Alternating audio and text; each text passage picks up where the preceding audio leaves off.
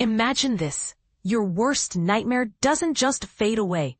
It comes back stronger, haunting your dreams and threatening the ones you love. That's the chilling reality Finn and his sister Gwen face in The Black Phone 2, a sequel that dives deep into unresolved trauma and supernatural revenge. But here's where it gets controversial. Does reviving a killer from the grave cheapen the original standalone brilliance, or does it breathe new life into horror's endless cycle? Buckle up, because this review will unpack why this film, while not as groundbreaking as its predecessor, still delivers thrills and heart that make it worth picking up the receiver. Let's kick things off with the plot. Set in 1982, just 4 years after Finn's harrowing escape from the clutches of the infamous Grabber, a sadistic abductor who met his end at Finn's hands. Evil, as it turns out, has a way of persisting. The Grabber, played with bone-chilling intensity by Ethan Hawke, isn't done yet. Now a vengeful spirit, he targets Finn's younger sister, Gwen, who at 15 starts experiencing terrifying calls in her dreams and visions of 3 boys being hunted at a remote winter camp known as Alpine Lake. Finn, older and still grappling with the scars of his ordeal, is trying to piece his life back together. But Gwen, determined to break the cycle of torment that ties their family's dark past to this malevolent force, persuades him to journey to the snowy wilderness during a fierce blizzard.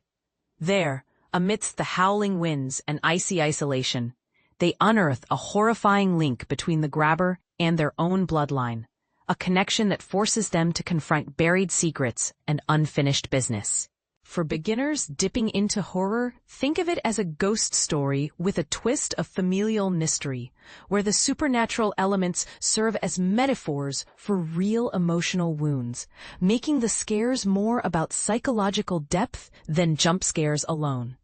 I had the privilege of attending the West Coast premiere at LA's Beyond Fest at the American Cinematheque, and the energy was electric. Fans dressed as the Grabber himself turned the event into a living tribute. Check out the link at https://www.joblo.com/theblackphonereview for more vibes. It's undeniable that The Black Phone has rapidly become a fan favorite in today's horror scene, blending nostalgia with fresh scares.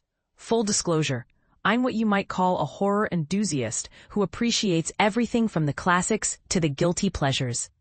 Some aspects that thrilled me might rub others the wrong way, but that's the magic of horror.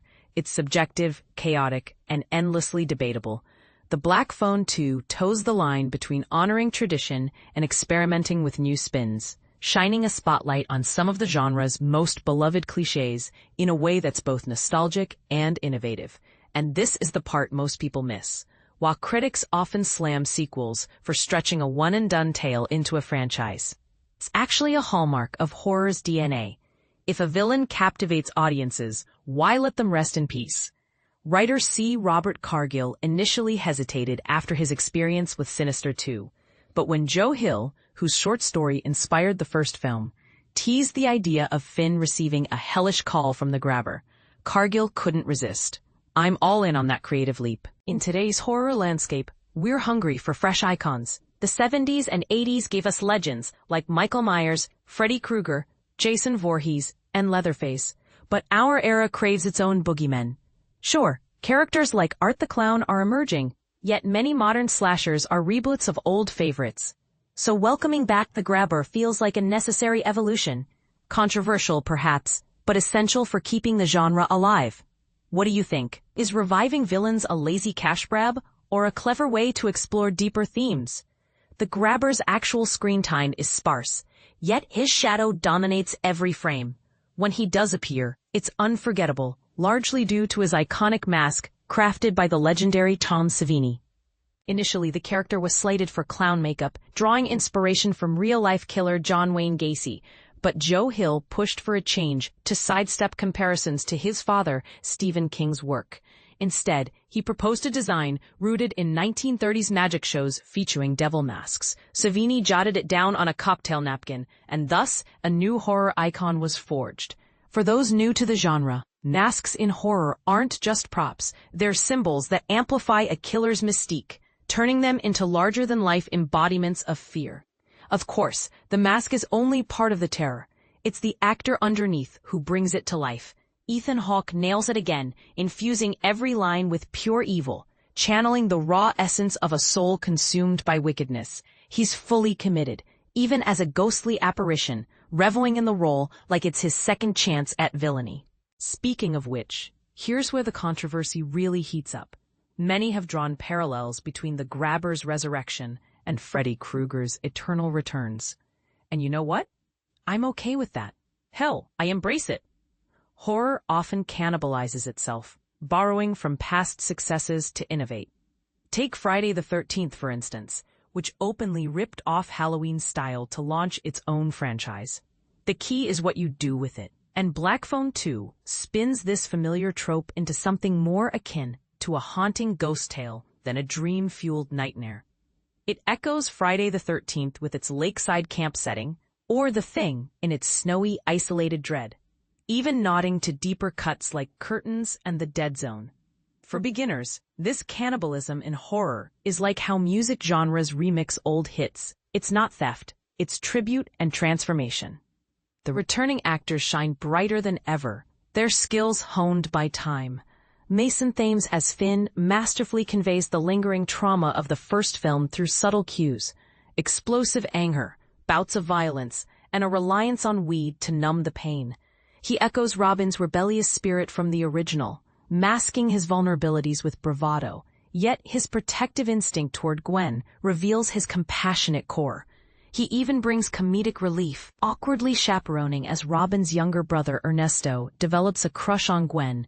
But this film truly belongs to Gwen, portrayed by Madeleine McGraw, whose IMDb page at https://imdb.com/name/nm642159 is worth a peek for her rising star status. She evolves into a more seasoned character, navigating the complexities of her psychic gifts with a mix of raw trauma, palpable fear, and profound sorrow, as she uncovers ties between the Grabber and their deceased mother. Amid the darkness, her sharp, profane humor, think pirate-level swagger, adds levity and edge, blending fragility with fierce wit that steals scenes. Supporting roles hit the mark too. Miguel Mora reprises Ernesto with infectious warmth and humor, providing balance to the tension. Jeremy Davies as the sibling's father delivers a poignant arc, sober and remorseful, evolving into a loving figure seeking redemption. Director Scott Derrickson returns with bold confidence, enriching the universe while staying true to the original's eerie tone. He blends supernatural chills with psychological depth, introducing fresh visual layers that push boundaries. The shift from the first film's cramped basement to expansive Colorado landscapes offers a vibrant new canvas. The solitary phone booth amid towering mountains is visually breathtaking. Winter horror gets a spotlight here, with that classic blood-on-snow contrast that's always a delight. Intimate scenes glow under vintage heating coils, creating a cozy yet eerie ambiance. The use of film grain to blur reality and nightmare is a clever touch, evoking distorting holiday memories from films like Christmas Vacation, but twisted into visions of mutilated campers. Derrickson ramps up the gore, unflinchingly depicting child murders that the original shied away from, grounding the story in its grim realities. Thematically, the first Black Phone evoked the 70s fear of missing children, like those haunting milk carton photos.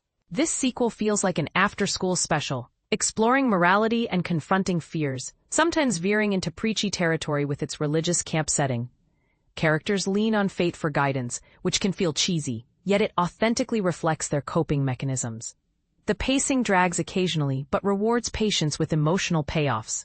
Overall, it's a triumphant comeback for the team, a fitting heir to the original hit, creepy, emotional, and unexpectedly warm. If the Grabber dials up for round 3, I'll be right there, phone in hand. What about you? Do you see the Grabber's return as a bold expansion of horror lore, or a tired retread? Does comparing it to Freddy cross the line into unoriginality, or is it just smart genre homage? Share your thoughts in the comments. Let's debate what keeps horror alive.